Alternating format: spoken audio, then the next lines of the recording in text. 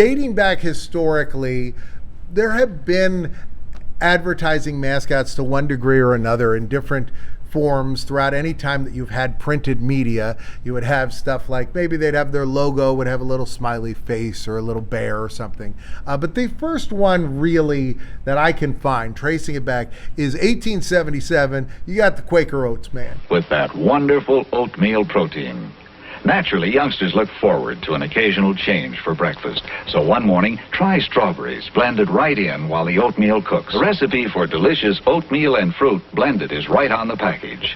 Yes, it's so nice having a mother who starts the school day with a hug and a kiss and a good hot oatmeal breakfast made with Quaker Oats or Mother's Oats, the same high-protein oatmeal. And the Quaker Oats Man was inspiring that this was going to be a Quaker experience of some kind. I'm Popeye the Quaker Man. I eat all the oats I can. Quaker Oats Man is the earliest one I can find. After that, you jump into the 1890s, and we have this guy. This guy's name, does anybody know his name? This is Babendum. I found this out relatively recently. I was looking up the Michelin Man because I was watching an episode of MasterChef, the Gordon Ramsay show. And in the episode, they were at Gordon Ramsay's restaurant. Red team, blue team, line up. I'm lost for words.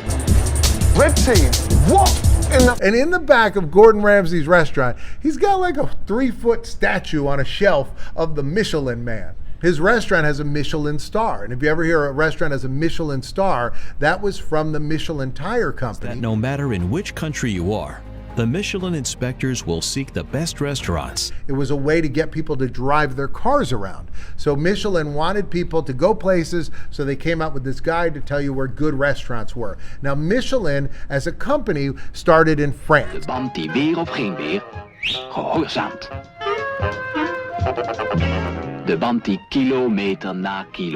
So this character, they named him Babendum, but in the United States, we always just call him the Michelin Man. He was terrifying looking. He looked like a weird mummy. He's white. A lot of people wonder, why does he look like a giant Stay Puft Marshmallow guy? It's because tires were originally white, and they found that they would last longer if they infused a material that ended up making them darker. And so that's why our tires are black now, but the actual pure rubber of it would make them naturally white. He was a stack of tires, but today tires don't look like that. Jumping to 1910, we had a handful of mascots that are still around today. The first one is Leo, the MGM Lion.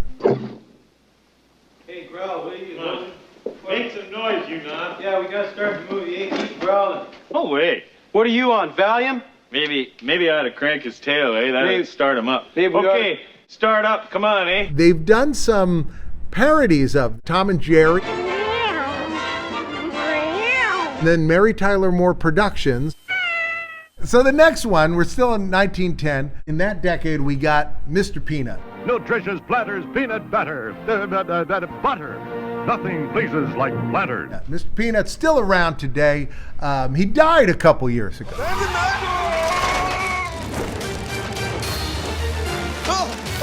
We're too heavy. Hey, Mr. Peanut, no, you don't. Don't do it, Mr. Peanut. No. Maybe he'll be all right. At his funeral, Mr. Clean and the Kool-Aid Man attended. Yeah. What is happening? What is that? Is that a baby nut?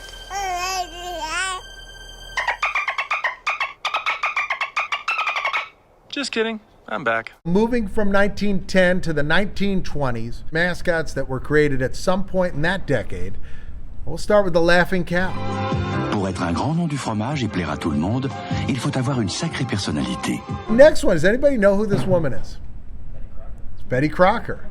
Now here's the interesting thing about Betty Crocker. There was no real Betty Crocker. Betty Crocker was a fake. This picture is a painting of no one. The artist was told to use no person as an inspiration for Betty Crocker. And then over the years, they would make a new Betty Crocker painting every few years. Again, this is a name that they just plucked out of the air. They were like, we need a name that will inspire confidence in our product. Take a pack of Cheerios, pick a pack of tricks, take a pack of Jets, pick a pack of kicks, and we sweeties too. The choice is up to you with the Betty Crocker pick-a-pack package. Betty Crocker, not a real person. However, same decade, Chef Boyardee was a real dude. Hello, may I come in? I am Chef Boyardee. Perhaps you have seen my picture on Chef Boyardee products at your grocery. Here's another one from that decade of the 20s, Ready Kilowatt. This is the mascot for electricity. Moving to the 1930s, we're going to get some characters that you guys will recognize. I know you know these three. Snap, it's the snappiest sound to do. Crackle gets you cracking because it's crispy through and through. But there's no stopping once pop starts popping. Snap, crackle, pop, talking just to you. So they are, I believe, onomatopoeias. I think that's what it's called when you have a sound that you phonetically spell, and so they are the sound that the cereal makes. It snaps, it crackles, and it pops. And then, and I don't fully understand this, but there is a physical phenomenon in science that has been named snap, crackle, and pop. But people realized that we could just call it crackle and call the rate of change of crackle pop. That way, we could have velocity, acceleration, jerk, and then snap, crackle, pop. Some people think that crackle and pop shouldn't count because they're just made-up terms that sound kind of silly, but who cares? Physics is filled with silly terms. Here's another one. This is a character still around. I hope you guys recognize her. This is Elsie the Borden's cow. Here's Elsie's family off on a picnic. Uh-oh, something's wrong with the car. And Elmer's mad as a bull. So Elsie says, let's have our picnic lunch here. Elsie the cow is married. Does anybody know Elsie the cow's spouse? And they talk about bulls in a china shop. Which reminds me, let's see if Elmer can't do something about this. Elmer? My husband Elmer. He has this marvelous glue. Oh, Elmer's glue all. That's my Elmer's picture right there. Handsome, isn't he? We've got some great mascots that came around in the 1940s. You've got Smokey the Bear. Drown your campfires with water. Make sure it's totally wet. Then stir and drown again. 1950s, you guys mentioned him already. Tony the Tiger. Who's first? I am, Tony. You're a batter? Okay, boy. Well, don't just stand there, boy. Hit it. Hit it? I didn't even see it. Does anybody recognize this guy? This was a beloved character for many years.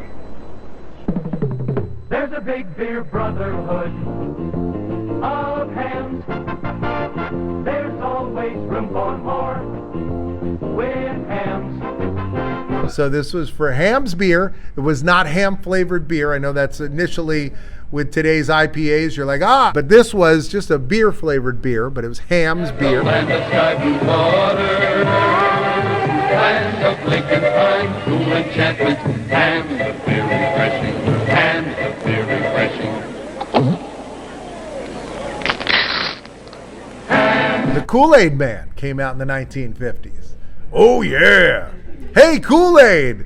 And then he's like, your house is never gonna be the same, and burst right through the wall. How about this guy? This is the Bic pen mascot. Does anybody have a pen? No.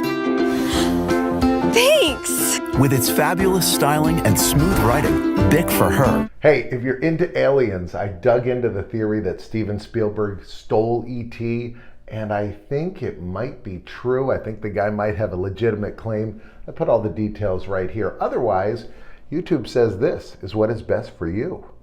And I'll see you next time.